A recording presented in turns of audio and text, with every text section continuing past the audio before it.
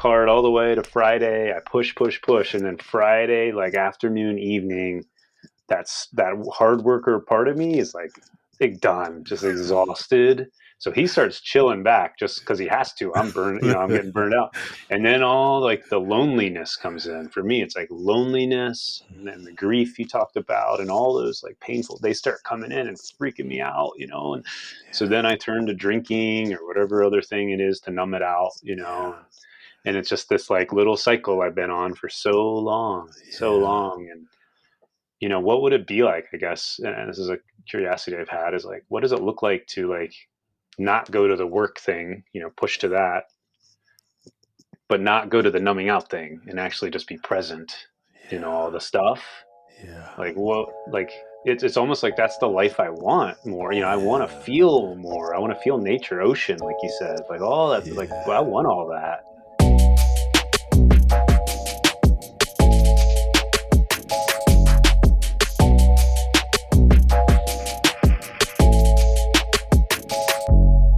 My name is Ashanti Branch, and welcome to the Taking Off the Mask podcast, where men get real. Men of all ages and backgrounds come to this space to own and discuss how they present themselves to the world. In our work of the Million Mask Movement, the front of the mask represents what are the things that you gladly let the world see. And the back of the mask represents the things that you don't normally or don't usually let people see. I mean, maybe you can ask yourself right now, what mask have I been wearing lately? What are the things that I spend a lot of time talking about and glad to talk about when I'm with friends and family and colleagues? And what are the things that I rather not talk about? What are the things I avoid when that conversation comes up? What are the things I leave the room when they start talking about it? What are those things? That's the mask. Sharing his mask today is Jeremy Mohler. Jeremy is a therapist, a writer, a meditation teacher. He lives in Baltimore, Maryland. Many years ago, a broken heart led him to seek not only how to support himself, but to soothe the anxiety that he was feeling, how he could be more authentic with himself and others. Jeremy transitioned his career from a Fortune 500 company working in marketing to actually advocating around social and economic justice in Congress. He lived at a yoga and Dharma house in D.C. He's transformed his life to give back to others. Currently, Jeremy offers therapy and life coaching to people who struggle with anxiety, depression, burnout. He also teaches meditation to labor unions. I think you enjoyed today's episode with Jeremy Mohler. Thank you for being a part of Taking Off the Mask podcast. We'll see you soon. Jeremy Mohler, welcome to the Taking Off the Mask podcast. I am so glad to have you here today. So happy to be here, Ashanti. Oh, man. Jeremy, would you tell folks what you want them to know about you before we jump into these masks? Yeah, happy to. The question of how I describe myself is something that I wouldn't say struggle with, but I've just never felt really solid about and sort of jump from thing to thing and label to label. But right now, I would say I'm a combination of a therapist. So recently got my license as a mental health counselor. And so Congratulations. Thank you so much. Yeah, long journey. Yeah, and so I work with individuals, I work adults, I work with groups. I have a men's group that I co-lead with a colleague of mine. So really diving into that work, working on trauma and all that stuff. And then the other thing that I really, really am grateful for, something that I've been able to work on for some time, is being a writer and being a communicator. So try to spend half my day seeing clients, the other half writing. And I just launched a newsletter for men on men's mental health, and really kind of leaning into the men's work, men's healing work, and a lot to learn in that space. I'm sure we can get into some of that today, and I'm excited about it. But yeah, first and foremost, a therapist and writer. Also, identity-wise, heterosexual, straight, cisgender man, white man. Grew up in Maryland and currently living in Baltimore. But yeah, that feels good. Feels complete. Yeah, thank Yeah. you. Thank you for the pieces of yourself that you brought here. And I'm excited for us to jump in this conversation because I think a lot of it into the work that you're doing and providing spaces for men is so important. Mm. I think whenever Ford first started in 2004, like the students at the school were like, why do you need a place for boys, right? They have everything. And I was thinking, you I don't know which ones are you seeing, because I'm seeing a whole lot of them that are emotionally disconnected from their own being, right? Anything outside of the norms of being cool, having money, having girls, having car, having athletics, having a six pack, right? Like outside of that, they have they seem like they're disconnected from themselves, right? Mm. And I think making a space to like what are the other parts of you that are important, right? Because on the outside, these are the things that you're showing, right? But what are the other things that are important to you, right? And I think that's what we're hoping to do with these conversations is give men and give people in the world a space to see that men can and want to and have the ability to have these kind of rich conversations in a society that often tells us we shouldn't want it. There's something wrong if you want to have a deep connection with other men because you're told that that's not what you're supposed to want. And we start that, and it starts in elementary school. I Yeah. see, like, and I think that the conforming by others, and usually primarily in the work that I see, primarily other males, conforming you into the space, and then you get into another level of who's making me do this. Oh wait, no one's making me do this anymore. I'm I'm making myself do this. But it's the old recordings that seem like it's still Mhm. being like you're seven again, right? Like whatever that age Mhm. was that those those things started to manifest. So thank you for being in this conversation, and hopefully through this conversation, you and I will get to know each other a little bit more, Yeah. and hopefully other people in the world realizes that men of difference, men of from different backgrounds, East Coast, West Coast, men from white, black, Asian, like other places around the world, like all the places of people, like we can have, like we're more curious, I think, than we often Mm. have the room to be, right? And so, Mm. welcome to the conversation. So much of that resonated. So much. Can I share a little bit Yeah, about? please. Yeah. Oh, yeah. I just love that old recordings. That old recordings thing you said. I mean, I don't work with youth. I don't work with teenagers. I work with Yeah, adults, and most of the guys I'm working with are mid 20s at the youngest, and then up from there. yeah, And that, yeah, just the work. Once we get into it, it's always these old recordings that you said, and it goes back to 3, 4, 5, 6, 7 years old, or maybe early teens. And something happened in their lives. Adults treated them in a certain way, or yeah, other kids treated them in a certain way, and this story got created in them of how yeah, they needed to be in the world to never feel that pain again, or that yeah. loneliness, or that fear, or whatever it was.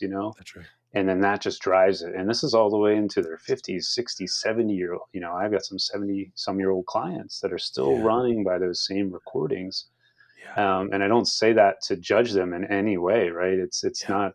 Shame sort of keeps it all inside, and they're so That's they're right. afraid to talk about it. And That's right. so, yeah, I just want to also say, because there's so much there we could go into, but coming into the show, being on the show here with you and talking with you, I said before, I listened to a few episodes, and I'm just blown away by how rich the space is, and what you're offering, and what you're bringing, and the conversations, and how you show up, but Yeah, also how simple it is. Just like a simple space to be curious. That's why I wanted to yeah, underline that other word you said.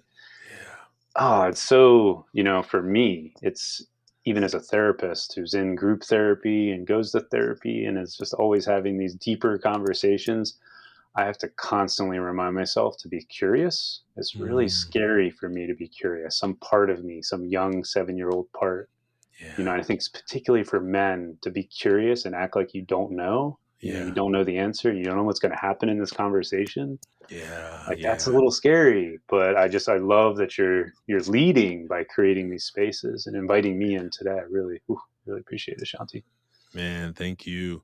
And I think that's what I experience with our young men is that the idea is that oftentimes when they finally get to know you, they're curious. They're curious about Mm, how do you operate in the world when in as a man in the world with especially for those who may not have men in the world who either are there or who are emotionally present, right? There may be a physical being there, but there's no emotional presence. So mm, therefore, you're still trying to figure it out, even though you have a father in the home, right? But your yeah. father is playing off of the ways that they were raised, and they're getting it from how they were. There are people who raised them, and it Mhm. becomes the perpetual cycle of the silent, you know, give me my beverage, let me sit in my chair and wait till dinner gets going and dinner's over, I'm Yep, gonna go to bed, right? And yep. how that stereotype causes a lot of maybe even patterns of being, right? And I think Yeah. we get a chance to say, well, what if we were engaging in conversation? What if we added more words to our the daily average of what they say men use every day, Mhm, right? mhm, mhm. Enrich connection, right? Not banter about what happened yesterday. Depending on, imagine today's Monday, right? There was a lot of angry people out in the world about what happened on these teams over the weekend, right? Yep. And I imagine there's Mhm, probably an experience of language that is happening of more words than they've used in a long time to express their approval or disapproval of XYZ. mhm, mhm, and mhm. and you're like, oh, you can talk? Oh, you have words in there? I don't think I've heard a couple sentences come from you, right? And now that there's something to latch on to, as opposed to like latching on to the humanity that we have, and and the devastation. Imagine, ooh, this past week in our Yes, world, in our country for yes. sure here, right? So many things have happened, and I'll be willing to. I mean, I'm not a betting person, you know, but if I was a wagering person, I would say if we had if it was some kind of test, we could see how many words were used after what happened this week compared to what happened on Saturday, on Sunday, or Sunday. All the games were on Sunday, right? Yep. I'll be wondering how many more words. My projection of a thought would be a whole lot more words were used yesterday after these games than over what was happening this week. And I think that for some, because it's easier to talk about, it's Mhm. easier to disconnect into the fanfare of TV and the hype of the NFL than to let your heart be broken open by the pain of hurt and harm, you Mhm. know? And I think Yeah. those are things that I've been grappling with, right? I've been Mm. um, just yesterday watching. Yeah. Anyway, okay. Look, I think it's gonna come. It's already coming. I already feel myself like let, let's start the mask, Yeah. I was and about to then go there with you too, man. I was oh watching yesterday too. I was watching yesterday too. oh man, oh man. Okay, okay. So I really want to get to the man, but that thing, right? I was at a taqueria. I was watching the first part of the game. My brain was like, I was just having lunch after I left church in the morning, and I sat there and I was like, oh, okay, why is there a new quarterback in there for the Niners? I was like, what the heck? So I go on my phone. I'm like, why is the new quarter? And I just the technology, we can find out stuff real quick, right? Right. Oh, injury in the first quarter. Like what? Right? And then I felt myself like sitting there getting worked up. Like I don't even. I've not watched a full game this whole year, right? But Mm. watching myself get worked up, and I'm like, what are you getting worked up about? And I found myself like letting energy pull me, Mm. and I was like, okay, Ashanti, you got things you got to go take care of, right? But in my mind, it's a thing I asked myself, right? Because this week there was a lot of things that worked me up, and I was like worked up in a way of trying to like protect myself. So I was worked up in a way that was easy to like. I don't want to watch this thing. I don't want to watch this thing. I don't want to see this Mm. thing. I don't want to hear this thing. I want to read this article, Mhm. right?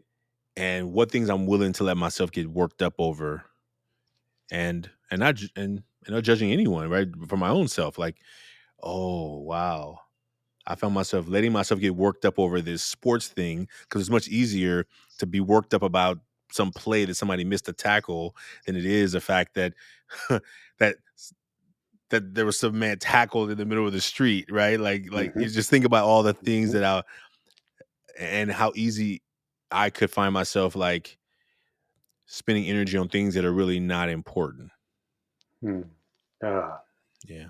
yeah, yeah. And I want to, yeah, just I love what you're bringing in here, and I was resonating with you around this past week, the sort of managing how much I was letting in, at the same time trying to honor what was happening, and then I also want to honor like the part of us that does want that ease and does, I'm a football fan, so I was watching some of the games, and I actually was didn't have as much time yesterday because I was spending time with my great aunt who's, nearing the end of her life. So, I was with her, but that was difficult because I wanted to watch some of the games, and so just I guess I'm going back to like what you were saying earlier, these old recordings, but these like sort of different parts of us that I'm sure we'll get into with the mask thing, right? Like there's just Yeah. different parts of us here. And there are parts of us that want to watch some football and decompress or get Yeah. worked up over whatever it is, this inconsequential little thing,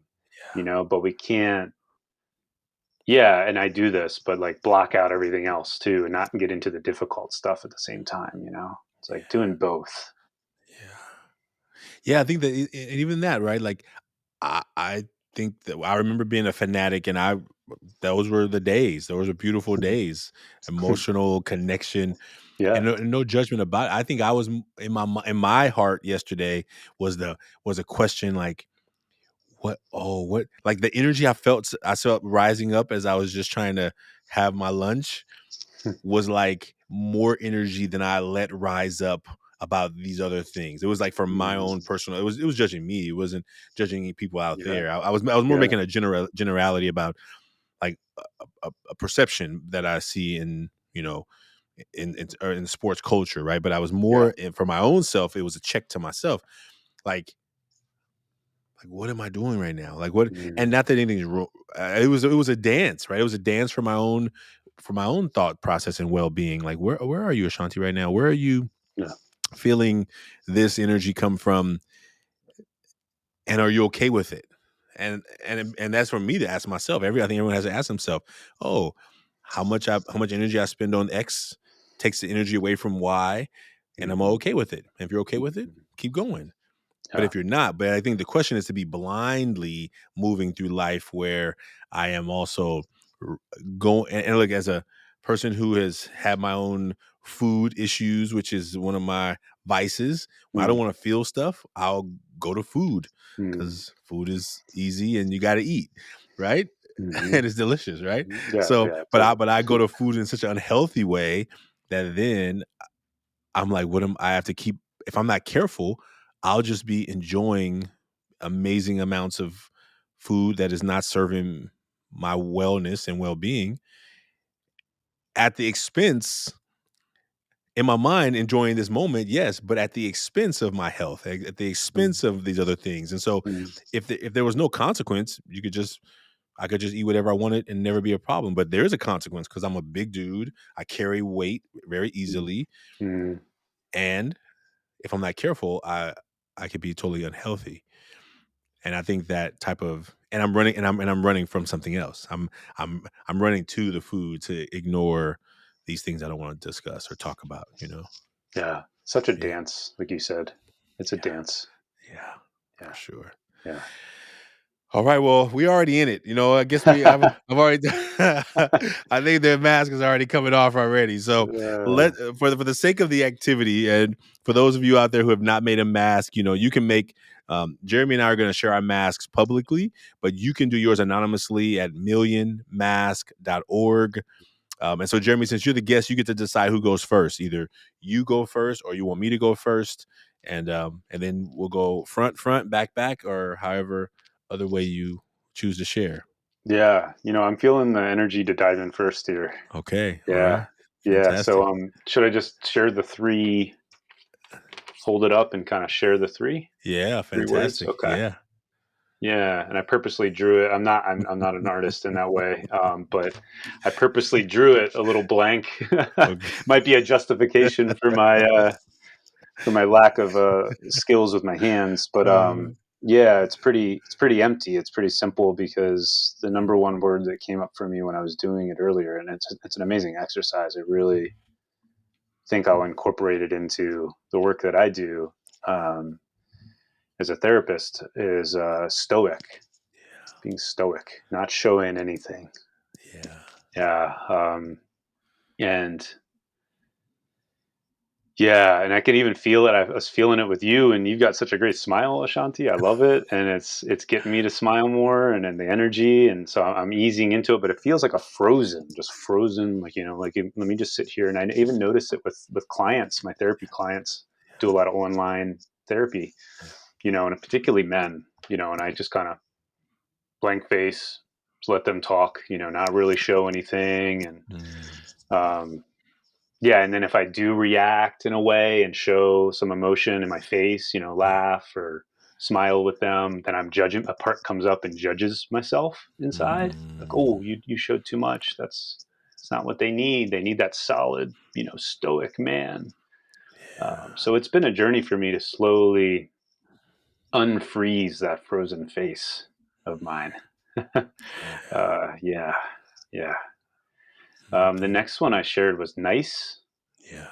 Yeah. So I've got a part of me. And by the way, the type of therapy that I specialize in and really deeply love is called internal family systems or parts work. So it's all about Okay. parts. So I Okay. use that word a lot. But yeah, there's a part of me that I call nice guy. And Mm, he shows up. He has shown up in the past and sometimes with my fiance, my partner, but with in dating situations or situations where I'm with a woman and I'm feeling attracted to her or there's some sexual energy, yeah. nice guy comes up and tries to accommodate and please and just make sure that they're comfortable and really forgets about what my needs are and what I'm Yeah. feeling. And then also with particular men that maybe are more stoic or maybe a little aggressive or Yeah. kind of performing sort of a strong masculinity in that sort of performative way. I can go into nice guy there as well and Mm, try to really put off this like I'm just gonna stay out of your way and what do yeah. you need and yeah, so that's one that's always there, and I was feeling it earlier today too when I did this. Yeah, and then the last one, I'm curious actually, Ashanti, if you have a word for this. I couldn't really. This doesn't feel 100% right. Knowledgeable, Yeah. maybe competent or something, but basically the opposite of curious. Maybe Yeah. sure. Maybe that's it. I'm sure of myself. I'm sure of Yeah. what I know. And Yeah. oh Yeah. man, that one is yeah, that one really takes over when it takes the steering wheel. I don't really notice it, and it can take over for a long period of time in a conversation with somebody. Yeah. And yeah, a lot of times with my partner, it shows up, and a lot of times on podcasts or things like this. And it's like, I really Mm, got to know what I'm talking about. So everything I say has to have an authority to it. And I can't be curious. I can't show that I don't know and have this kind of mm, curious conversation. And so zooming all the way back to the beginning of our conversation, that's what I love about what you're doing here with this is that it's a container that invites curiosity, yeah. because I didn't know what the structure was coming in. I knew we'd do this mass thing, but I didn't know what we were talking. I don't know what we're about to talk about. So I have to kind of stay curious. Yeah. So yeah, that's the front of the mask for me. Oh man, thank you for naming those, and I think the beauty of these conversations, I think maybe you experience that in the maybe some of the ones you listen to. It's not an interview; it's a conversation that we let the mask kick it off. Sometime, Mm, sometime if sometime in the conversations, if the person and I haven't really had a lot of dialogue, we jump right into the mask. Sometime you and I had 10 minutes of conversation before we even got the mask because sometimes we just need the reason that I created the tool was because I had a group of young men who were not opening up. mm, That's when the documentary came out that they were filming us, and I said, "Well, these young men don't open up. I've tried all my best stuff. I tried all my best activities. Nothing's working. And they were like, well, we'll just let us film the resistance. And I'm like, well, you're gonna see resistance. So in my mind, I was like, well, I can't do much more than that. And then this activity was like, how about they don't talk about it? How about they just write it? So when they Mm, first started, they actually balled the pieces of paper up. They were threw the pieces of paper at each other, and they opened up a mask that wasn't theirs. mm, So it was really because I was trying to like I felt like they were having such a hard time talking about it. How about they don't talk about it? They just write it. And how about when mm, they get to read it, they don't read their own? And I was trying to disconnect the discomfort for them, the yeah. vulnerability, at least as much as I could. And then it worked. And I was like, and so in these conversations, which has been more of men owning their own mask, I'm always really careful, but I'm also like, well, in those, let's just discuss those three words. And if that's all the conversation is, we just keep it there. But if Mm, for men who are ready to go further, deeper, even the mask is not even necessary. It's just, I think we could have probably talked for an hour without even turning to the paper, right? But yeah. I think it's just really making space and realizing that, oh wow, like I can what? Why don't I do this more often? Right. Yeah. And for you being a man who has a men's circle, you know the power of that. But there's so many men who've never even heard of a men's circle, Hmm. or they've heard of it but never have experienced it. So they're like, is it possible to go to a space you could talk about real stuff and trust the men, keep it confidential? And yes, it is.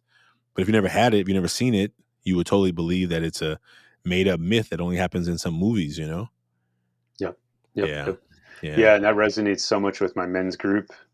Um, Occasionally we bring folks on or bring new guys into the group, and yeah, they haven't been to individual therapy before, or maybe Mm, just started. They haven't been in a men's group before. yeah. It's really new to them to be in a space where they're not relying on those old recordings that you were talking about, Yeah. and like, not giving advice, like a simple thing of like, hey, this dude's crying over here. It's okay, just let him cry, be with him. Yeah. And I say, I'm speaking to myself here too. There's a part of me that comes up that's like, all right, I need to fix it. I need to do something to make him feel better. I need to solve his problem, Yeah. Yeah. whatever it is. Why don't you say this to your partner, whatever the answer Mhm. is? And Yeah. just to simply kind of notice that, and then let that, okay, I see you. All right, Yeah. this is all inside. Let me just kind of be here with his emotions. Yeah. It's so, Yeah. like you said, it's so new to so many of us. It's not Yeah. something we were socialized and conditioned to learn as young boys, and it was For real. actually conditioned out of us, push that away. You got to be a fixer. You Yeah. got to solve problems. Yeah. To have a Yeah. problem means it needs to be solved. Otherwise, Yeah. don't talk about it, right? If you don't want a Exactly. solution for it, don't talk about it, right? Exactly. Um, Exactly. Yep. so I want to talk about art because I've been inspired lately to tap into a more of a creative self that I got squashed when I was in elementary school, I think, by some bad grades in art class. Mm, mm, But mm. so just so you know that that's the idea of this. So that's the mask for Oh yeah. today. I'm liking that. Negative space. Yeah, I like that. That's cool. That's so I wrote purpose. I was thinking like purpose driven, dedicated, and caring.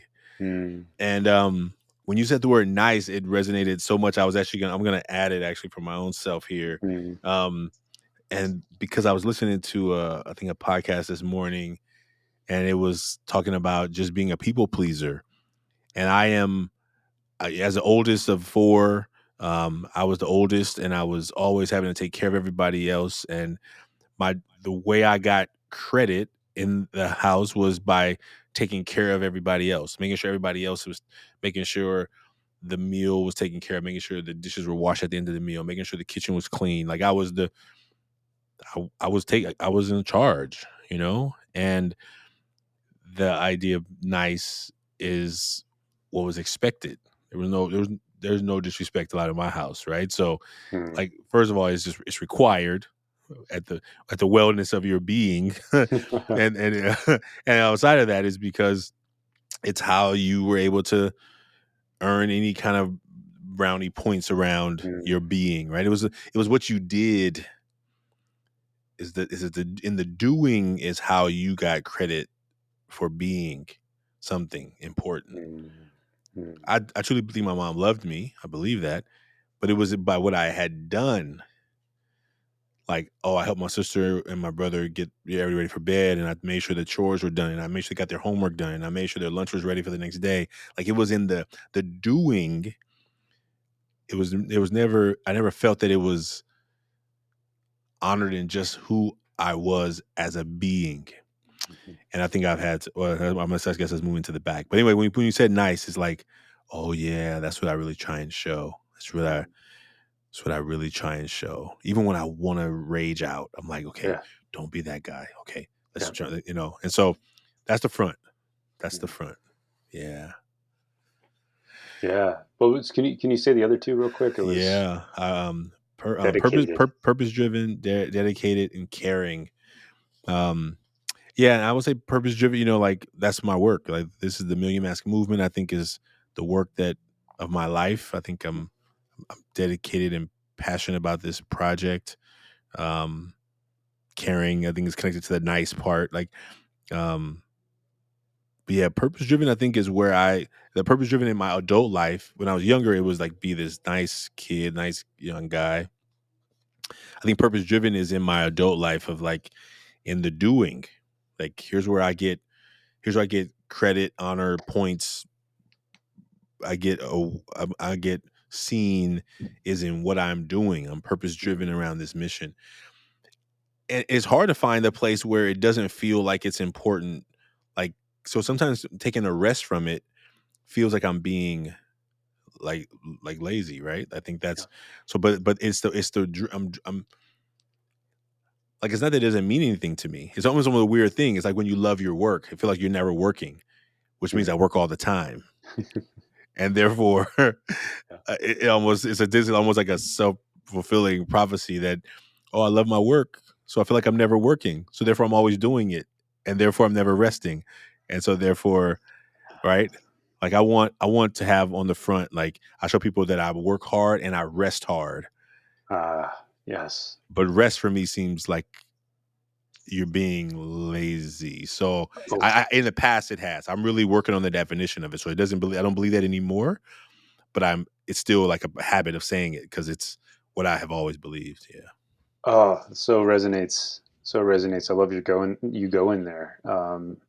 Something about that dedicated word that you put on there Yeah. really, whew, yeah, really got in for me. And yeah, I would say the loudest voice in my head as I started to like meditate and do therapy and just kind of do that some of that inner work and just kind of look at things, get quiet and look at what's going on, Yeah. you know, was this part of me I call striver. It's like Mm, striving to produce things. yeah. And I never thought about it in a way that it also values, and I also value this dedication to a mission or something that's really important to me. Yeah.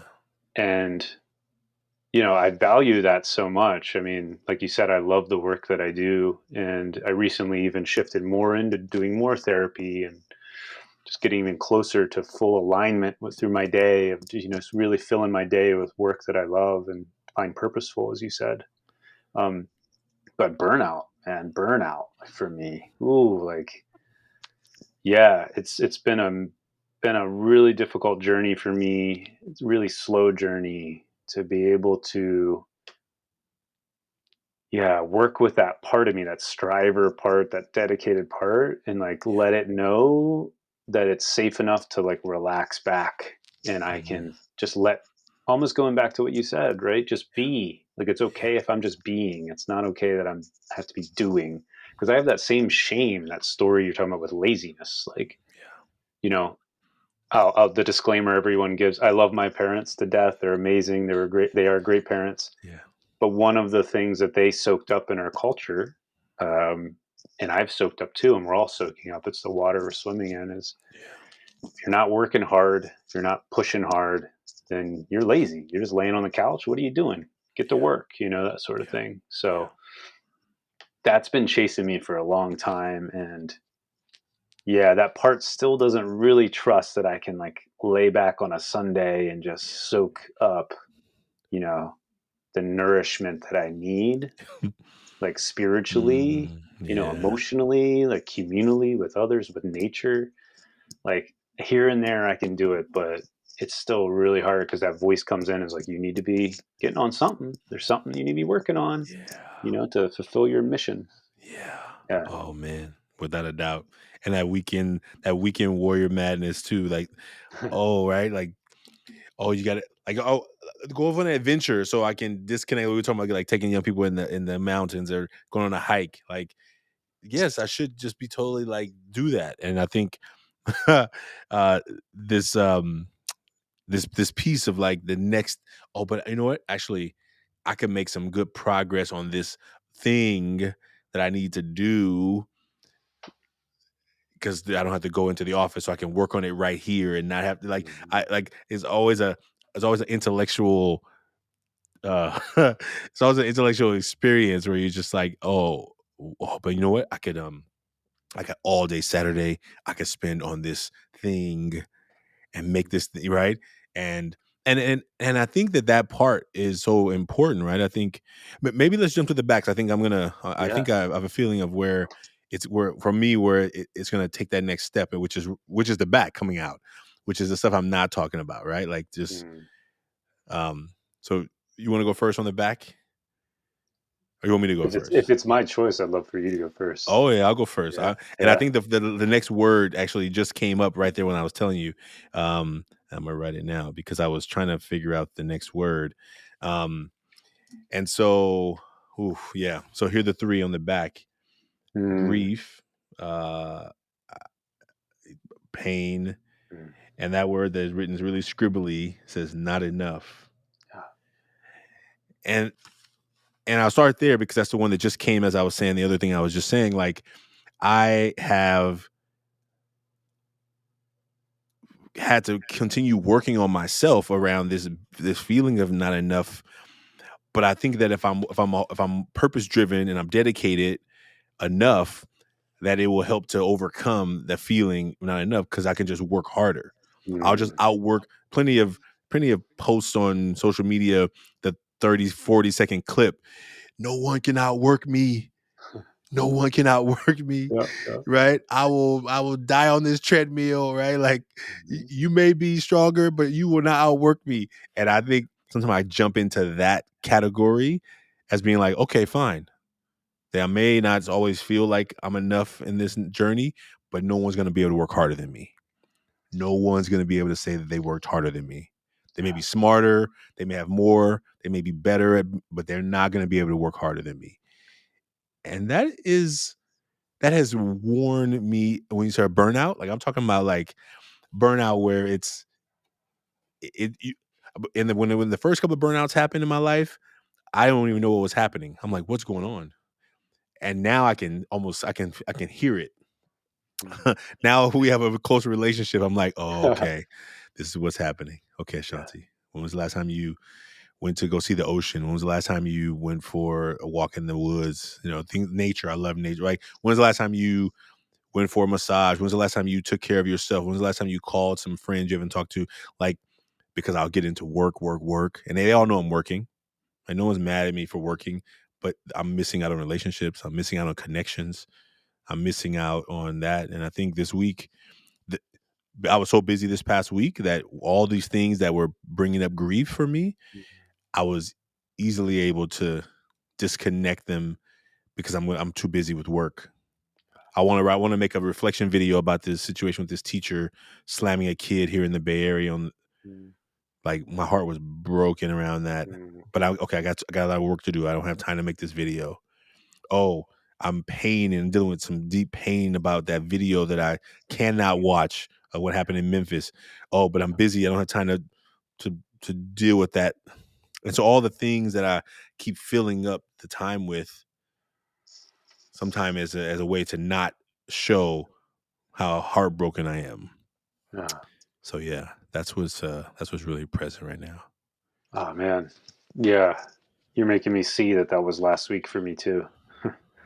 Yeah, my partner was like, wanting to engage with me about, she works in politics, progressive politics. So she wanted to engage with me about Memphis, Mm, and share what she was feeling and kind of have that space, which is a big part of our relationship, yeah. to be able to talk about those things and process those things together. And activism and being part of change. And I just kept telling her, like, hey, like, I'm trying to kind of block some things out. I've got a lot of clients this week, and a lot of things going on inside, about my work. And it's exactly what I was doing. It was, yeah, just that armor of, for me, it's work. Focus there. I can block everything out. And I realized a few years ago that, like, I almost have like the same schedule every week. It's like a little treadmill I'm on or something. I don't know. I don't even know what the metaphor is, but like, I work hard all the way to Friday. I push, push, push, and then Friday, like afternoon, evening, that hard worker part of me is like, done, just exhausted. So he starts chilling back just because he has to. I'm getting burned out. And then all like the loneliness comes in. For me, it's like loneliness, and then the grief you talked about, and all those like painful, they start coming in and freaking me out. And so then I turn to drinking or whatever other thing it is to numb it out. And it's just this like little cycle I've been on for so Yeah. long. And what would it be like, I guess, and this is a curiosity I've had, is like, what does it look like to, like, not go to the work thing, push to that, but not go to the numbing out thing and actually just be present, all the stuff. Yeah. Like, what, like, it's almost like that's the life I want more. I want to Yeah. feel more. I want to feel nature, ocean, like you said, like all that, like, Yeah. well, I want all that. And occasionally I can get it, I can open and be there with it. But a lot of the times I'm just that grind, grind, grind, grind, push, push, push thing. Yeah. I think it's really beautiful the way you said, how can I go to not be in all the way in the grief or not in the way I heard it, in the work, but in the present. Like, how do I get in that present? And I was thinking when you described like that your partner was asking to have these conversations and you were like, well, I got things I got to take care of with the work. Yeah. I think it's almost connected to the idea that the certainty, like I'm clear that I'm good at my work. Like to like get to a place of grieving of these things as a Mm, feelings, it's messy. yeah. It's snot nosed, eyes red, blubbering words. Like it is messy, and it's sometimes Mhm. hard to know how it's going to come out. And so, therefore, if I'm like, if I am afraid of what may come out, I may resist it because I know I can be good at this work. I know I got a Mm, nice backdrop I've created. I know where my good stuff is, and mm, talking about feelings sometimes becomes the hard part. And I'm working on that still too, right? mm, Like it's my journey too. Like, okay, what am I like? I know this weekend there was this pie place that I drove by twice. I made a commitment on January before January that I was leaving that junk alone because but you know what this weekend was about to do? mm. I had the $20 bill ready. I got a Yeah, crispy one from the ATM. I knew yeah. exactly what time the place opens because I know exactly what shelf it's on. And I was so close. Oh my I was so close. I went extra miles to go get gas over there because I was like, I'm gonna stop there after. And every time in my mind, I'm like, I don't want to feel. So you know where I go? I go to the stuff that I'm good at. I got the money for it. I got the time for it. I'll make time for it. Man, man, oh man. I'm thinking about last week, not this weekend, but the weekend before. I actually did a men's retreat. It was a psychedelic, like a mushroom Mm, therapy men's retreat, which I'd never done before. So a yeah, lot came up. A lot. It was a huge weekend for me. yeah. And I'm driving home. It was up in near Woodstock, New York. So it's like a 5 hour drive, and I'm just Okay. cruising home on Sunday. And my Cowboys, my football team was playing. I didn't know we were going to lose real bad to the 49ers, but Oh I was man. excited for that, but nervous. And Yeah. I went and I stopped at Wendy's and got a burger. And I never get like fast food these days, but like I was feeling so much stuff. And I was like, I just want to turn it off, I Yeah. just want to turn it off and get my Wendy's. And I enjoyed it. Like, I guess I'm curious where you're at, Ashanti, is um, like for me, like I'm starting to get a little bit more compassionate with myself because for Mm, me, food is a big thing too. Like yeah, really, um, and I go to the food and I go to the thing that I said I wasn't going to have, or, yeah, whatever, and it doesn't actually feel that good or doesn't taste that good when I have it, sort of yeah, thing. It was just kind of like out of control. It felt like, but I'm trying to have that compassion afterwards to yeah, kind of smooth over things and not like suppress it and then like do it again the next week. It's yeah, like yeah, yeah, that's been easing things up for me a little bit. yeah. Yeah. No, I think I am also like. Thank you for asking that question. I think I'm um because I know that my relationship with sweets is there is no healthy relationship. We have a Mm. very unhealthy relationship.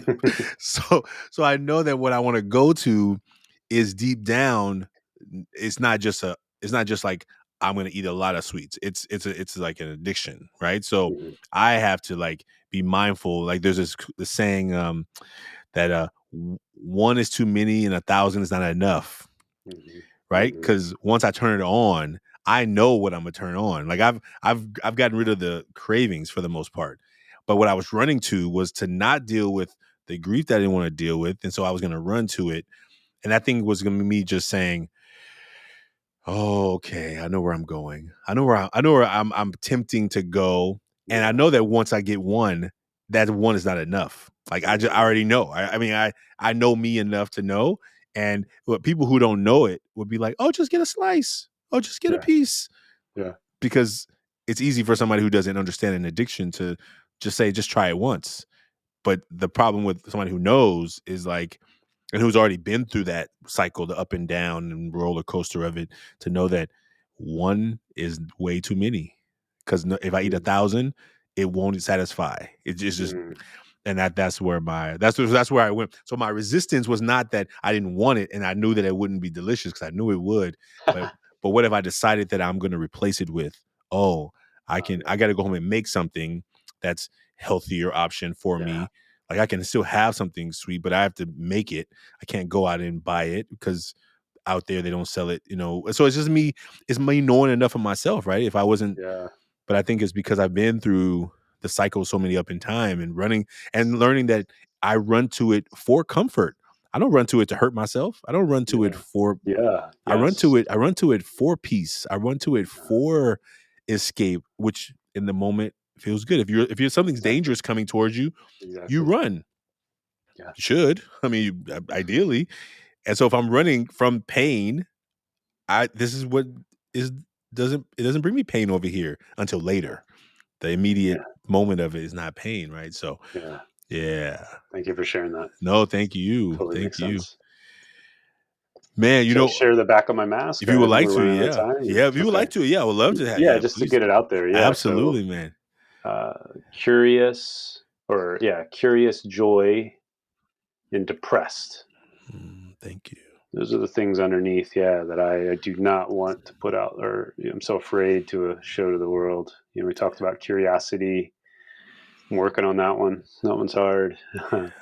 Joy, being the stoic and not showing that I'm enjoying something is, yeah, that one's a big one for me. And then depression's a new one for me. I kind of for a long time kind of had this story about myself that I'm mostly anxious. Like anxiety's been something I've owned about myself for a long time, and then even Yeah. sort of like identified with, like, I'm anxious, I have anxiety, that striver, like, got to get work done, got to get stuff done, like that's my anxiety. Yeah.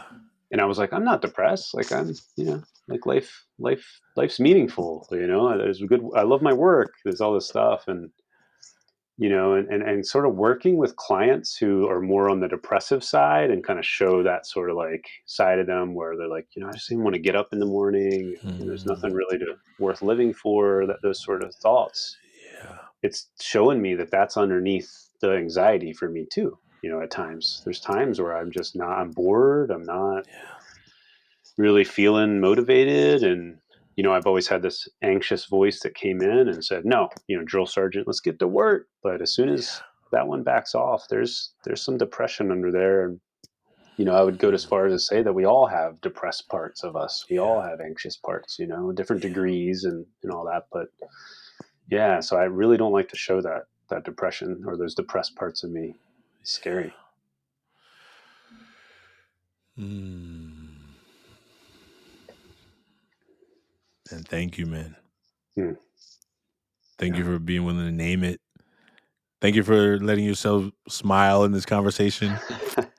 Thank you for letting yourself feel like, Yeah. I hope that not only this conversation, but as more men hear these conversations, that as men, partners, friends, family out in the world realize, oh, maybe I just need to be asking my son more questions. Maybe I need to be more curious. Maybe that's what I'm hoping. And I'm hoping these conversations do that for people in the world.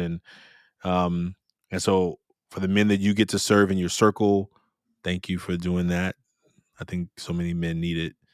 And you mentioned what I would like you to do, if you could tell folks how they can find your newsletter and the work that you're doing, the work that you want them to connect with, please Yeah. share that. We'll put all of it in the show notes, but if you can just say it out loud, and then I want to make sure that people can, those who want to reach out to you can. And I hope this won't be our last conversation. I think it's just maybe the beginning of many more, and many more opportunities for more men to know that this is possible, Yeah. Ashanti, I just want to say I'm so grateful to you. I've had a blast and like smiled so much. And like, I feel like this could keep going. Usually when I'm on something like this, like I haven't done a ton of podcasts, but when I've done an interview like this Yeah.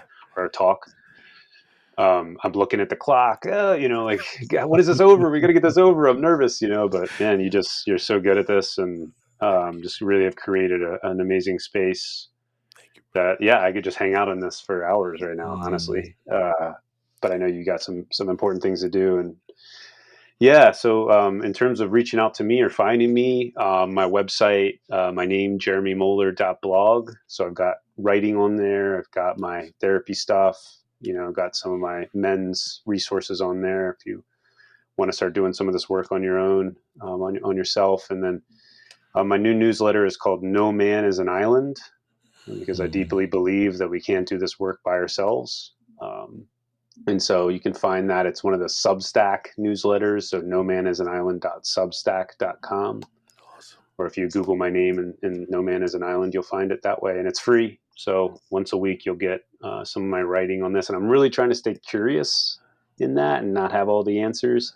So if you do sign up and you notice that I'm trying to like be a preacher and stand up, preach and be up on my soapbox, like I know all the answers, I would love an email or a comment, just, hey, like check me a little bit, hold me accountable, and really trying to lead with curiosity on that.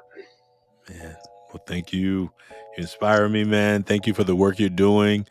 And I look forward to folks. Listen, Jeremy and I shed our masks publicly. Like, you don't have to do that. You can actually go to millionmask.org, make a mask anonymously.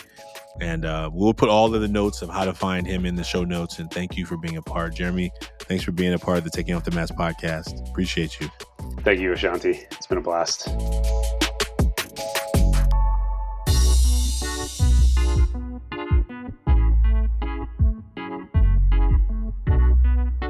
The Taking Off the Mask podcast is produced by Ryan Louie.